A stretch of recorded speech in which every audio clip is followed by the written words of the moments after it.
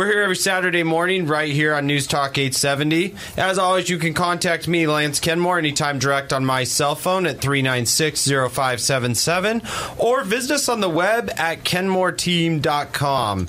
Once again, I always like to thank John for hosting and everybody here at the station for working to make this happen. John, how are you doing this week? Well, discovering, we talk about home improvements and stuff. And going to have the joy of redoing our deck with the stuff that was supposedly impenetrable. You know, that deck restore stuff? Yes, absolutely. I've seen that out there. Okay. Well, it's flaking off. Oh, gotcha. Even the impenetrable stuff, if I can say that word, does not always last. Yeah. So Ange and I are like, isn't this stuff supposed to be like armor? Well, the funny thing is I did I had done a little bit of garage epoxy floors there. Mm-hmm. And sometimes we talk a little bit on the air about for sale by owners versus using a real estate professional like myself for selling homes. Well, when I had moved into my house, I had done the epoxy garage floors, and they were okay, but I wouldn't say they looked exactly like they look at the Parade of Homes. You did them yourself? And yeah, I had done it myself the first time, and so I think over the course of like 5 years, your tire track where the tires go in and out of the garage had worn off. So I finally bit the bullet and said, you know what, I'm gonna hire the professional. So just a quick shout out, I did have Jeff Boucher from Garage Solutions come out, and the new floors are absolutely rock star status. Cool. And I will say they are fantastic, and they look a little bit different than how I did them. And rightfully so. He has like this really cool 7-step process with all these layers. I think mine was a 2-step process, so that might be part of the problem. Would you have to move everything to one side of the garage, do that, let it dry? I had to just completely storage unit in another portion of the house and get that baby emptied out. And they came in and did some serious prep work, professional caulking, sandblast the stuff out. I can't say enough. Their crew and him is just fantastic. So I'm gonna have you come over and check it out, Tom. Yeah, because absolutely. It's pretty cool. So yes, McKay, I can sympathize with your home improvement project. I feel like the guy in the Mayhem commercial, the do-it-yourself. That's what I feel like now. No, sometimes that can happen, and we have great service providers we work with a lot that we can recommend for sure. Folks, chiming in there as always, that is our resident in-house lending expert, Mr. Tom Coyne with Umpqua. Tom, how are you doing? I'm fantastic. The weather wasn't as nice this last week, but it's still okay. But we're getting closer to spring. As we got a little bit of that wind and rain, I think we were spoiled early on. I came in the house. Of course, the windiest day was garbage day last week. And I came in the house and I closed the door and I go, now that's the Tri-Cities March I know and love. That's what we're having right now. I think we're definitely got a little bit of that. But I will tell you, it has not cooled down the housing market at all. So to add to that story, Lance, I have big property. You've seen it. Yes. Several acres. And last weekend was my weekend to spray my weeds. Yeah, absolutely. Out in the pasture. And I looked at my phone. Okay, it's not going to rain until Tuesday. Yes. What happened? I will tell you because I was doing the same process. 4 hours later. Absolutely. Brutal. Yeah, I had put some of my work off until Sunday, and I woke up Sunday morning, and I was like, this does not look good. I was busting it to get my fertilizer and everything on before that afternoon rain hit. And it hit pretty hard last Sunday. Hopefully it was on long enough. We'll have to see. I might have to respray. We'll be okay. We'll be okay for sure. So before we jump into today's topic, we always like to start off with a little bit of celebrity crazy real estate story. I had to miss last week's because we had so much material. But I tell you what, this week is pretty interesting. So Keith Richards has a Fifth Avenue apartment that is absolutely stunning. He did it all white furniture, white walls, white cabinets with some dark hardwood floors. I tell you what, it's a 4-bedroom, 4-bath, absolutely stunning home. They bought it for $10.5 million just 2 years ago. Can you imagine $10.5 million for an apartment, 4-bedroom, 4-bath, and now reselling just two years later at $12.23 million. So pretty interesting. That's a Sotheby's listing on the market right now in New York City. And it still amazes me when I read those stories. The price per square foot that they are paying there is absolutely insane. Now, if he'd left the Rolling Stone stuff up on the walls, you could say that's one time where you wouldn't refurbish the house for a showing. Yeah, absolutely. You might want to save a little bit of that stuff for showings there and staging. On the local front, one of the things we've been seeing a lot is it's still a fantastic time when you're looking at rates and going through stuff as far as cost of buying. And one of the things, Tom had sent me over a message that said, hey, for this week's show, Lance, let's go through and take a look at some of the costs associated with buying a house. And then we can even talk a little bit on the flip side after the break on the selling side of things. So we wanted to go through what type of costs are associated with buying a house. Last week, Tom and I looked a little bit. We kind of delved into our particular jobs and how we get paid and how that is split up in the different instances. But now as a customer and a client, when you're looking to purchase your house, what type of costs are we looking at on the purchase side? So one of the biggest questions I always get, and when Tom came up with this topic, I was like, oh, that's a fantastic topic, because I'll tell you what, the number one question I get on the buy side when we meet with new clients, and a lot of times first-time home buyers, they'll come to us, we'll be talking to them on the phone, they'll go to Zillow, they'll go to our website, and they'll send us a message and say, we absolutely see the value in what you're telling us. We need somebody with experience. We're first-time home buyers. We've never done this before. We don't want to make a rookie mistake in purchasing a home. So we want you to help us and be our agent, guide us through this process. What does that cost me as a home buyer?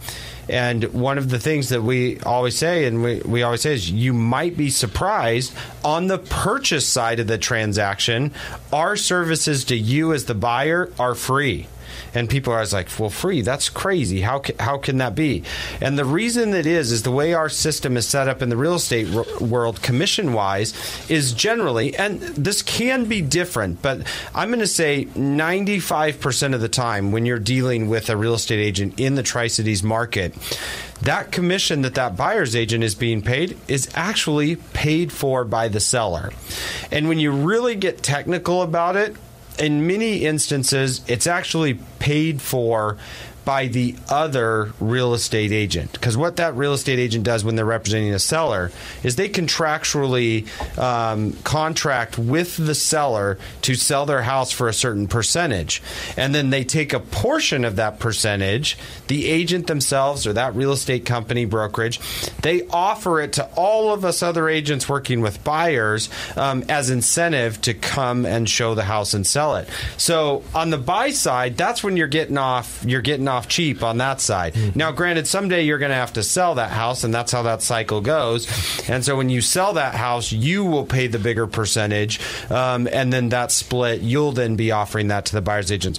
So for a first-time home buyer in that situation, a lot of times we'll go through that explanation, and they'll be like, oh, I had no idea. Mm-hmm. I didn't know how that worked. I thought that was part of my closing costs. And sometimes there can be a gap. Yes, sometimes there can be some commission that a buyer pays, but a lot of times it's a very small amount. Some people write what they call commission agreements with the buyer that says, I'm going to search for you for all houses in the Tri-Cities, and because of that, you are going to agree to pay me 2.5%. And so, but you subtract out of that any cooperating commission that will be paid. So maybe they find a house, the other agent only offers them, for example, 2%, but you have an agreement as the buyer to pay your agent agent 2.5%. Then as the buyer in that particular scenario, you would make up that other 0.5% as a buyer, or a small fee there. So, but that is the rare case versus the normal case. 95% of the time, that commission's going to be paid by that other agent. And so to utilize our expertise, our services, our knowledge in the industry to help you find, search, look for a home, write and negotiate those contracts, and then give you advice through the home inspections, negotiating inspections, and navigating that to closing. On the real estate perspective side of things, that part is free. And so a lot of people do not realize that or know that. Yeah, people come in all the time, Lance, and I ask them, who's your agent? And they say, I'm just going to kind of look online or on Craigslist or Zillow. And then a lot of people, just like you said, they don't understand that, well, the seller is going to pay the realtor fees. So it's like a no-brainer to work with an agent, have someone representing you and in your corner.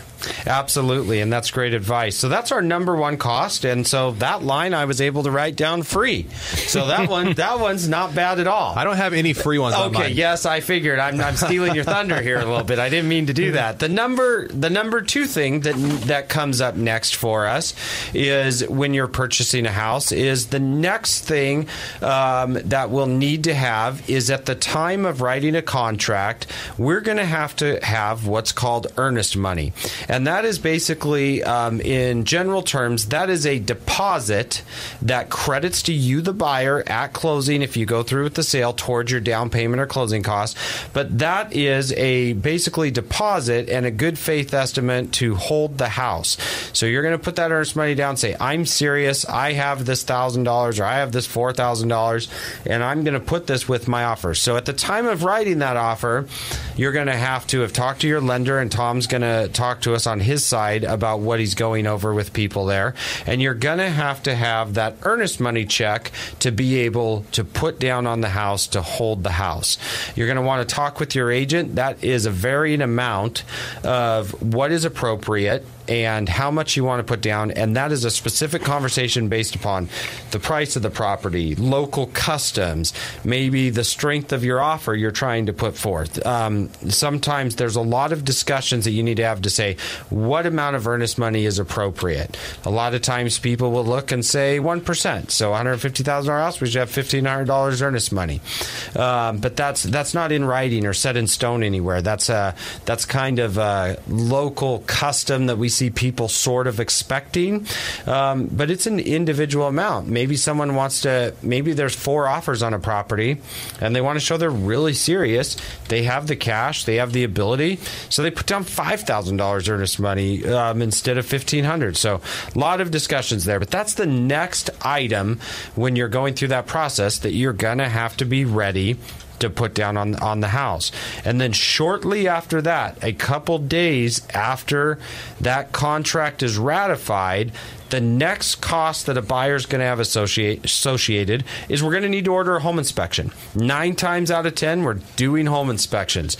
If I had to throw out just a real general number on how much that home inspection is going to be, and it goes up based upon higher square footages, but on average, our home inspections in the Tri-Cities are going to range anywhere from $400 to $600. So right in that range. Some are a little more if the square footage is higher. Some are a little more if there's a well that needs to be tested. But if you're just your general run-of-the-mill 2,000 square foot house in the middle of a subdivision, you can count on about $500 to have that home professionally inspected. Lance, I want to hear, what do you tell your client who comes to you and says, well, I walked through the house and I've owned homes before and I think everything's fine. I'm just going to skip to inspection. Well, I tell them a couple things. I tell them, number one, I'm so glad you hired me to help you. And the second thing that I tell them is that this is likely going to be one of your biggest financial transactions that you make. I mean, when you look across the U.S. and what people, it's very rare that people will spend $150,000 on anything else. Yep. Whether that be a car or an apartment building. In general, it's one of the biggest financial investments, purchases that you'll make. And to do that, I think $500 to ensure that you're not making a a huge mistake is great insurance. The other thing I tell clients like that all the time is I see home inspections find issues in new construction. And what I tell them is I say, if you've seen what I've seen, you would never consider not having an inspection. There's a lot of times where even on new construction, I mean, I've seen gas fittings not hooked up properly, where one of the installers has missed that, and they've turned the gas on, and they've missed an O-ring, and so there's gas leaking out of the furnace in the attic.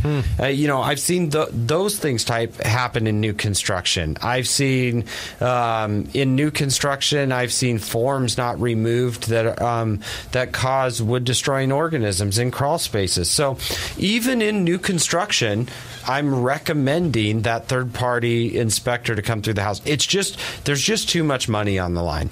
Lance, I'm so glad you said that, because I'm not going to name any names, but there was an agent one time that was representing a builder, and I recommended to my client that they get an inspection on this new build. And this agent called me and says, I cannot believe you would recommend getting an inspection. You don't need that with this builder. And I said, well, my advice for this builder is the same for every other builder. You get an inspection. Absolutely. And a lot of times, too, it depends on the builder. Even if that's a builder that's done hands-on the whole way, a lot of builders hire subs for plumbing or for this HVAC. This was an HVAC sub that had hooked up this gas furnace. So, they don't necessarily always have control through that whole process. And yeah, I'm exactly right there with you. Yes, it's a little additional cost for the buyer, but it's one of those costs that I think is necessary. I've seen a lot of homes. I'll buy homes for investment, or I'll buy homes and fix and resell personally, and those I am always having inspected. I mean, this is the same advice that I give myself, and I don't necessarily have them look at every possible thing, but even if I'm tearing out appliances or a kitchen and redoing a majority of it, I'll still have an inspector go in and say, please tell me the roof's okay. Please tell me you don't see fire damage. Please tell me the electrical panel is okay and there's no mold. There's no mold and there's no termites. So, yep, that is a great question. So on our end, we get to that point when now we are through the earnest money portion and we are through the home inspection portion. And when we come back from the break, is just like we would in a transaction, at this point and even before, I'm going to be handing this deal over to Mr. Tom Coyne, and he's going to be running with it on his side. And we're going to talk about some of the costs the buyer's going to see on the finance side. We're just letting buyers know, I know with rates where they've been, there's a lot of buyers out there looking. It's really just kind of this amazing time with the cost and the rates where they're at to look at purchasing. Granted, yes, we've had